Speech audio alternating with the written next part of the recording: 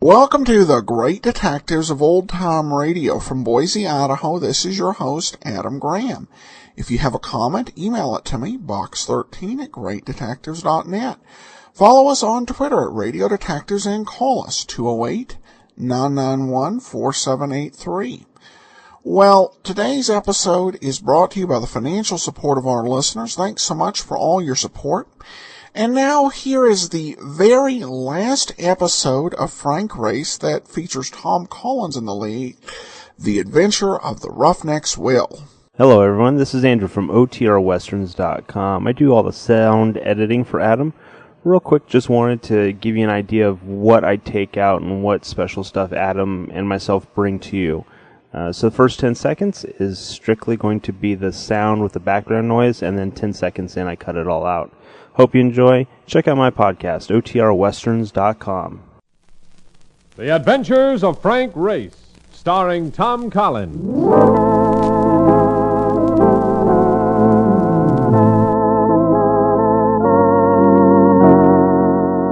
The war changed many things, the face of the earth and the people on it.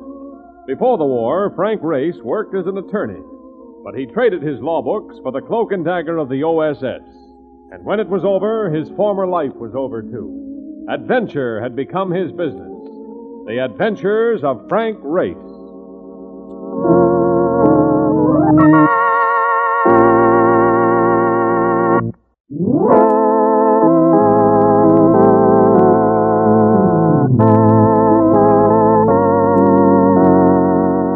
And now we join Frank Race for the adventure of the Roughneck's Will.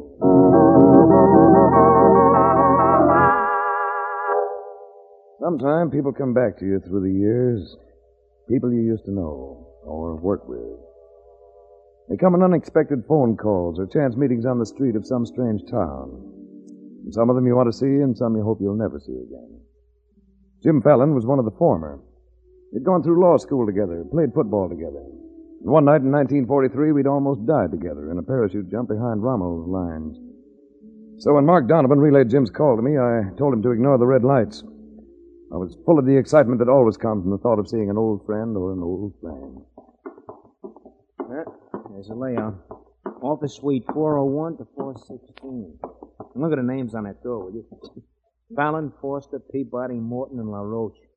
Attorneys at law. Yes, Jim Fallon's come a long way, Mark. That guy has to come a long way when he spends every day working till 16 office. Well, that's good. No, not now. He said you should come through the door marked 411. Ignoring that it is marked private. Sounds top secret. Here's 401. Hello, Jim. Race. Oh, man, it's good to see you. You know Mark Donovan. We spoke on the phone. How are you? Hi. I understand you're having a little trouble, Jim. Race, this isn't little. You can brush any doubts out of your mind by mentioning the name of my problem. Martin Bayard Cullen. Could be serious. Wait a minute, that name sounds familiar. Who is he? Martin Bayard Cullen's an old man who avoids publicity. He can't avoid it altogether, though. It's hard to avoid it if you happen to be one of the 10 richest men in the world. Holy cow. We handle his legal business, Race. Since this morning, though, I've been wishing we didn't. He's kicking up his heels, huh? No. Somebody broke into this office last night. They opened Cullen's will. I want you to read the will, Race. He wrote it himself. And it's an invitation to murder. Is this it? Yes. Brief, isn't it? One paragraph. One paragraph, written with TNT. Go ahead, read it. It is my wish that my entire fortune pass into the hands of only one person. However, I list here the 4 persons who have been closest to me, with the provision that the entire estate go to the last one surviving. The last one surviving? Oh, boy. You know the 4 people named here, Jim? Yes, 2 of them are granddaughters of his wife by a former marriage. Cullen never had any children. Then they must be Joan and Leona Richards. Yes. And there's Carrie Bragg. She's been Cullen's nurse for the past 10 years. And the man, Bill Forsythe, is Cullen's secretary. And all any one of them has to do to become fabulously wealthy is murder the other three. Mm-hmm. That kind of money has turned some pretty nice people into murderers, Race. Yes, it has. Tell me, does Cullen know his will's been opened? Yes.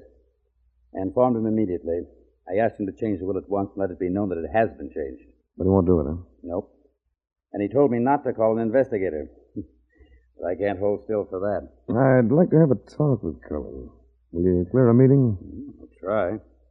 I'll do it while you're driving up to his place. The estate is called Gray Acres. It's in Larchmont.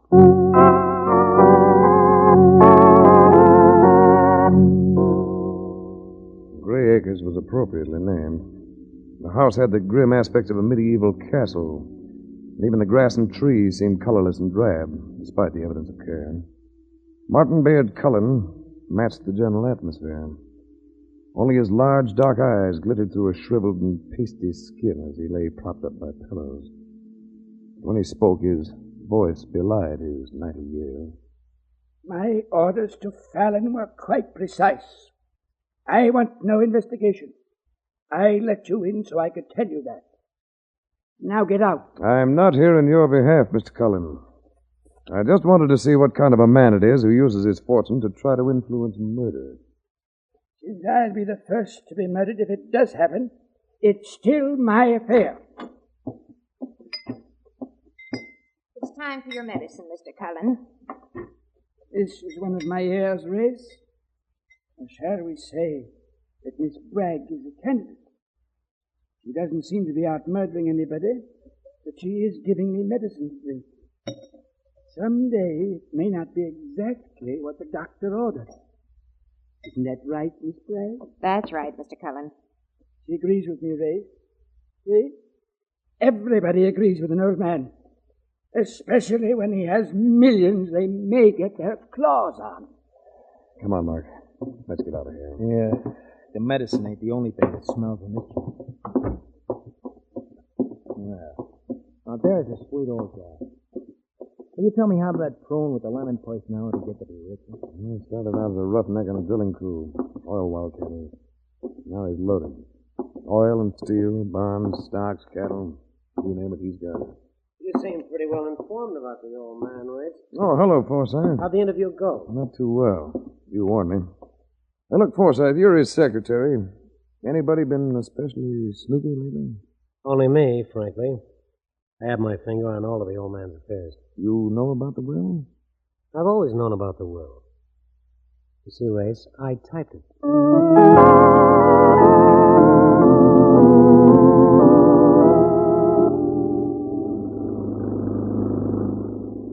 You know, Race, that old guy must be tired of living.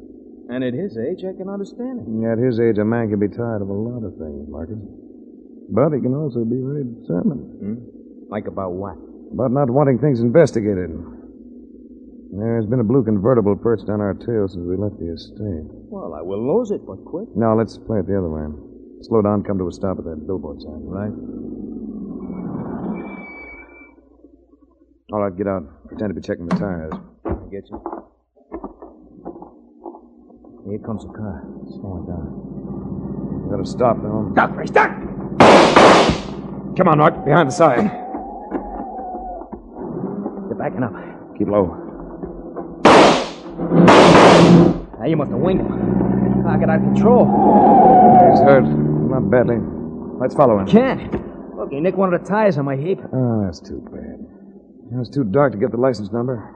I got all the numbers I need. They say that somebody doesn't want us around. Get a look at the driver? No, I just fired at the hood. Now let's get that tire changed. Pay another call. On who? On Joan and Leona Richards, Cullen's granddaughters.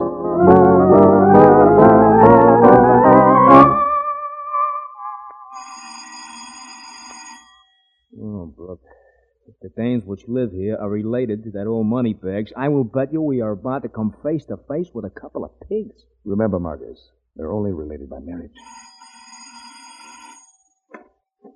Yes? Yeah, my name is Frank Race. I'm an investigator working for your grandfather's attorney. Oh, won't you come in? I'm Leona Richards. The hallway was dim, and so was the room. but not so dim that you couldn't see the large eyes. Eyes that could reflect hurt easily. And they looked as though they made a habit of it. Except for that, her face was plain. But something about her said, if I ever come into your arms, you won't want to let me go. I'd offer you a drink or something, Mr. Race, but, well, the household budget won't stretch that far. Oh, I could run down and pick up a... Never mind, Mark.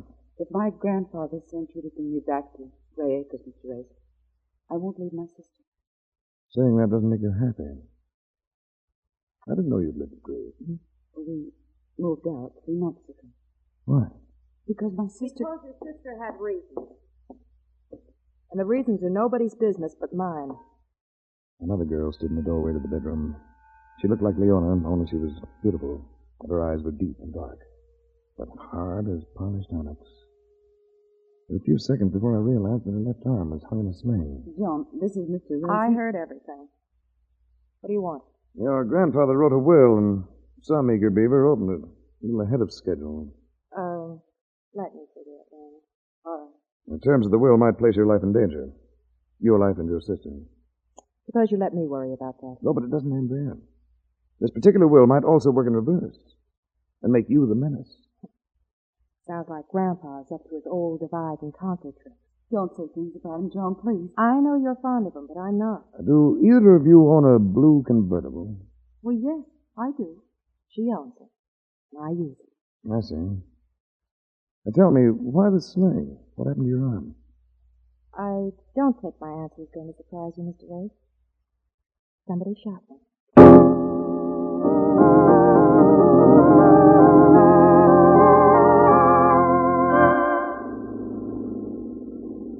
Look, Grace, what for are we going back to that mausoleum? I think it might be wise to hang around Gray Acres for a while.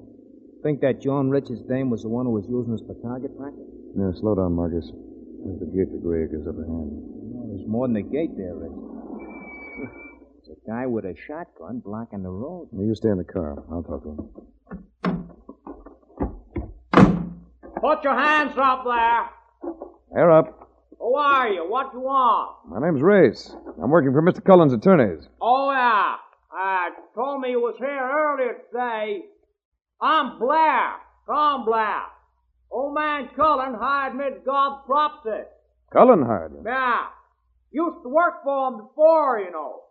Never this trouble is sends for Blair. Well, do you have orders not to let me through this gate? Well, I use my own judgment. Cullen's got a lot of faith in my judgment. Well, do I pass or do I make camp out here on the road?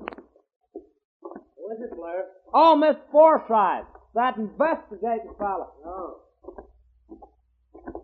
Hello, Race. I thought I'd come back, just in case. Yes, I had a hunch you would. I have a room prepared for you and your friend. You letting him in, Mr. Forsythe? Have any objections, Blair? Me? Why should I? I was just wondering, that's all. I'll drive up with you, Race. There's space for your car in the garage.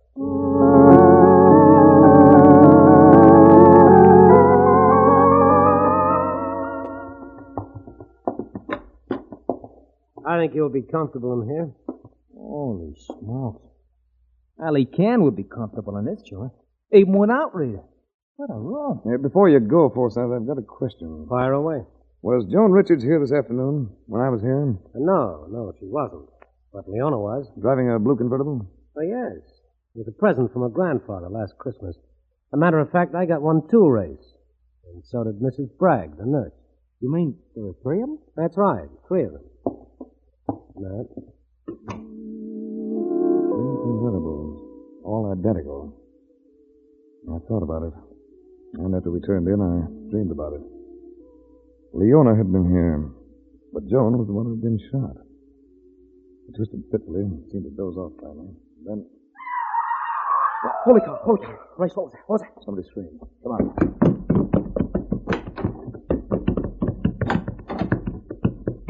That came from the old man's room, Ray. Hurry! Where's the light switch? I'll get it.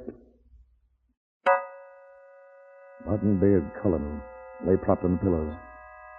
His staring eyes fixed right on us, his withered old hands motionless against the white counterpane. It wasn't the stare of death, though. His glittering eyes turned to the far side of the bed. I moved around to see what he was staring at. I needed only one look. She was on the floor in a crumpled heap, her neck very neatly broken. Nurse Carrie Bragg wasn't going to inherit anything. She was dead.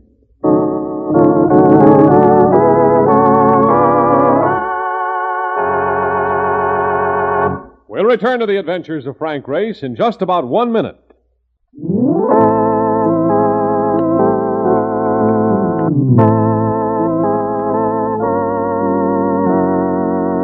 And now, back to the adventures of Frank Race.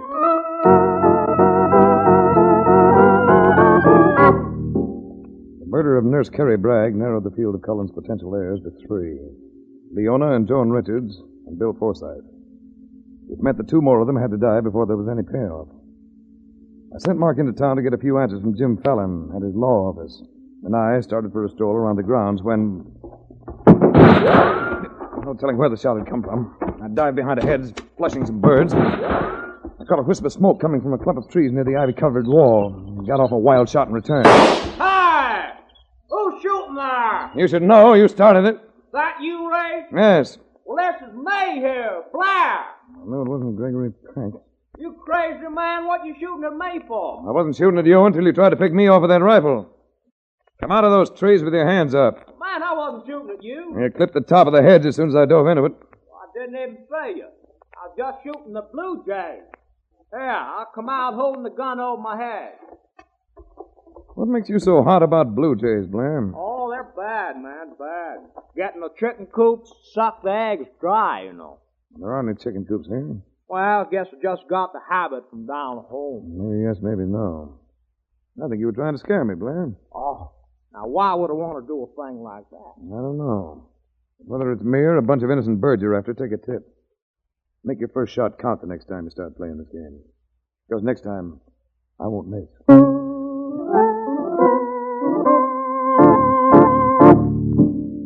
Mark came back from Cullen's office with information that turned on a few lights. His latest will of Cullen's had been drawn up 3 months before and replaced a more sane and reasonable request that had been prompted on by the attorneys. The contents of the first will told me it was time to have another chat with Leona and Joan Richards. Please believe me, Mr. Race. I knew nothing at all of my grandfather's will. Either the first one or the new one that's causing all the trouble. His original will left you 1/3 of his estate, and the rest was to go to charity. That doesn't surprise me, Mr. Race. Leona's his favorite. Then you should be interested in the contents of the new will. Because they call for action, not orders. You're wasting your time, Mr. Race. I know the contents of the new will, and I didn't have to break into Fallon's office to learn them. We're going out. Leona likes to answer questions, but I don't. Oh, Ray, she's so stubborn. Suppose something happens to her. Hey, this is no time to break up, eh? I'm sorry. I'm so nervous and upset. Here, let me use my handkerchief. Maybe we can get those eyes pretty again. They called me. No.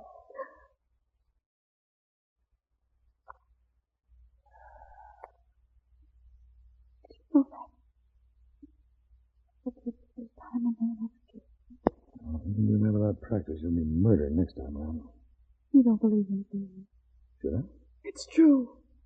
I've never danced. I've never had a date, and I'm 24. Now go ahead and laugh at me. You mean that? I'm not laughing. Grandfather never thought that any man was good enough for us. Why, Joan's angry with him. That's why we left Gray Acres after he found out that... Go ahead. I can't. What did your grandfather find out about John? Maybe important. I can't tell you. I can't, that's all. All right, baby. Your secret and you can keep it. I only hope it doesn't cost you your life.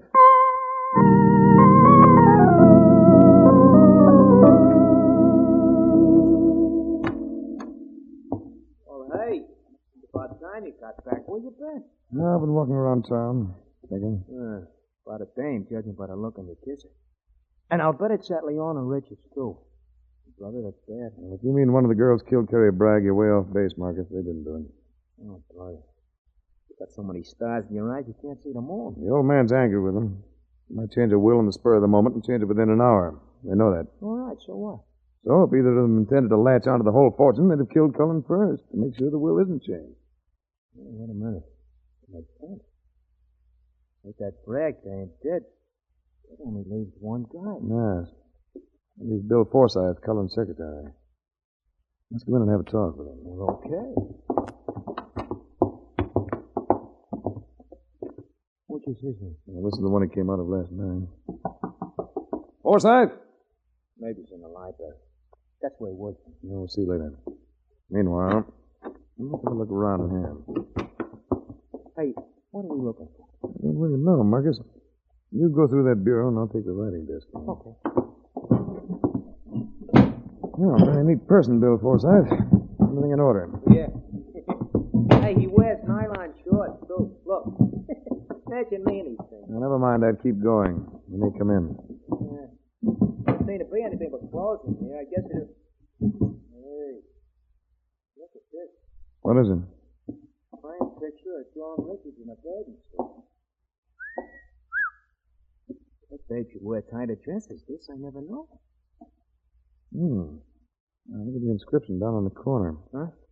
Oh, I didn't notice that. You wouldn't. Bill, with all my love, now and forever.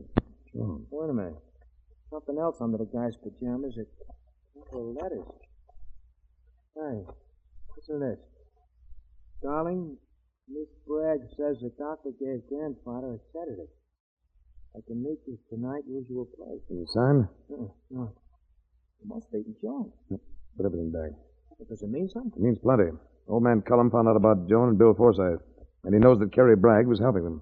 So he set up the will to start them knocking each other off. I'm afraid that's it. Are you going to look around anymore? Well, just in the closets. I want to find out if Forsyth has any weapons hidden around. You take that one, I'll take this one.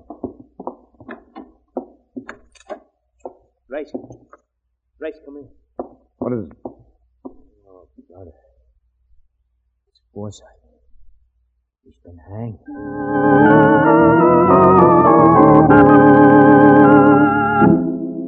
For the next few hours, the number of police on the grounds of Gray Acres were almost equal to the blades of grass. I cleared permission and took Mark into town for a visit to the morgue. Only it was a newspaper morgue. Look, Tom, look, I've read the newspaper for the past 10 years, and my thumb is worn out turning the pages. Keep going. All right, but what are you looking for? Just the items, Dateline, Texas. If it comes up, you'll know it. Nothing ever happened to Texas except an occasional murder like this one. What is it? Old stuff. Happened 8 years ago. In the oil fields, a wildcatter killed in a gunfight by a guy... a guy named Blair. Tom Blair. That's it, baby. Give it to me. Here, look. A witness said Blair did the shooting and couldn't identify him before the grand jury. No indictment. Yeah, but how could he not recognize a man he knows? He must have been bought off. Look at this. The murdered man had refused to sell Cullen an oil lease, and Blair was in charge of Cullen's drilling operations. Come on. We've got to get back to Gray's Acres fast. Hey,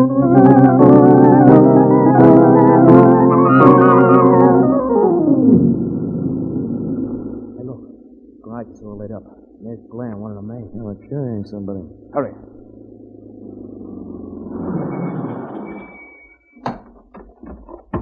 Race, give me a hand here. Yeah, it's Joan Richards they're carrying. Yeah, look, Mark. Grab the car and get out of here. Find Leona Richards and stick to her. Bring her back here. Right. Yeah, here, Blair. Let me grab her. What happened? Mate, Mom. She's in the garage with the motor running. I passed by a smelly car. All right. Put her down here. I'm afraid she's dead, Ray. Yes, I'm afraid she is. Oh, poor Mademoiselle John. Does Cullen know about this? Well, how could he know, man? We just hauled her out this minute. I think I'll go tell him. Sure will bust it up. Yes, he sure will.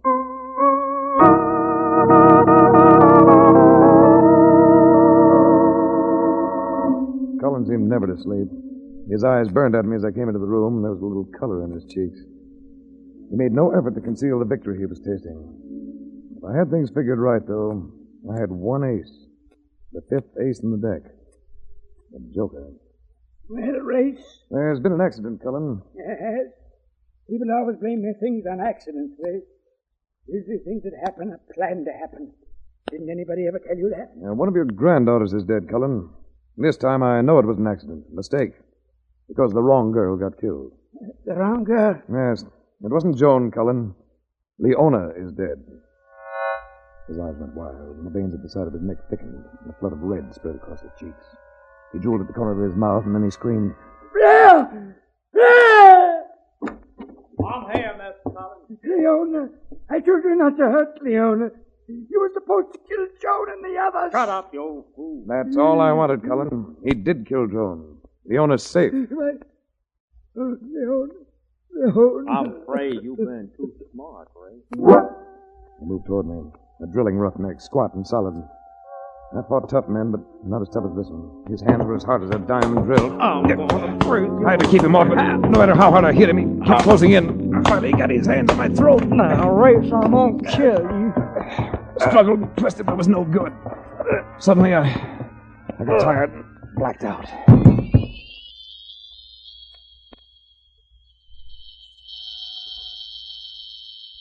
Across the centuries and out of time and space, I came alive again. I didn't know whether I was in this world or the next, because the dead eyes of Martin Bayard Cullen stared down at me from where he'd slumped across the edge of the bed, seized with a final heart attack. But then I heard a welcome voice that belonged to the living. Come on, you ain't dead. Wake up, will you? Hi, Mark. Hi. That skull that Blair has got. Look, I bent me end wrench when I whacked him with it. You couldn't have gone all the way back into town and come back. No.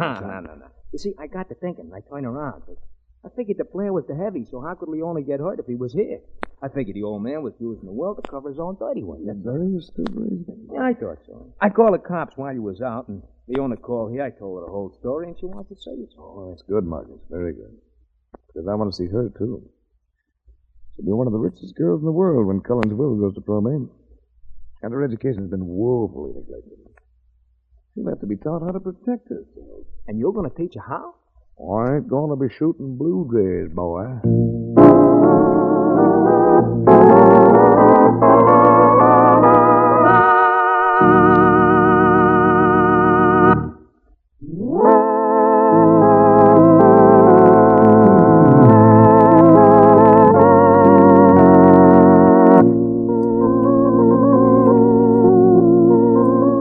Adventures of Frank Race, starring Tom Collins with Tony Barrett as Mark Donovan, comes to you from Hollywood.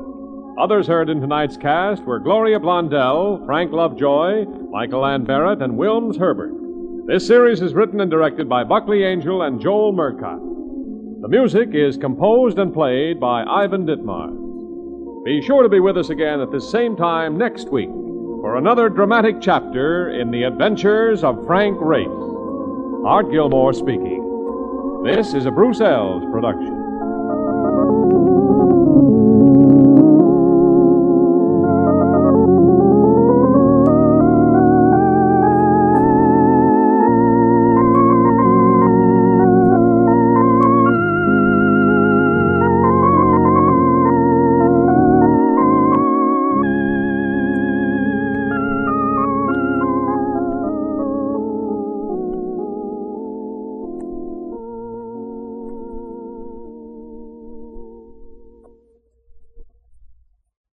Welcome back. Well, one of those bizarre murder plots that shows something's not quite right up in the head, but well solved by Frank Race. This is definitely a bit of an unusual situation in terms of the mid-cast change. Not unheard of, but certainly unusual when you have a star changed in one program midstream, particularly in syndication. Not necessarily unusual for this company. They did do it at another time. There was a Western series called Frontier Town. They began with Jeff Chandler in the lead and ended up changing over to Reed Hadley. So for the last 21 episodes, we're going to have a different Frank Race. So be sure to listen in to hear Paul Duvall taking over as Frank Race. And tomorrow we'll be bringing you a show new to our podcast, A Life in Your Hands. It's very interesting and somewhat unique in the world of old-time radio, so I think you will enjoy it. So be listening tomorrow for that. And then join us back here on Monday. Again, Paul Duvall takes over as Frank Race. In the meanwhile, send your comments to box13 at greatdetectives.net. Follow us on Twitter at Radio Detectives and call us 208-991-4783. From Boise, Idaho, this is your host, Adam Graham, signing off.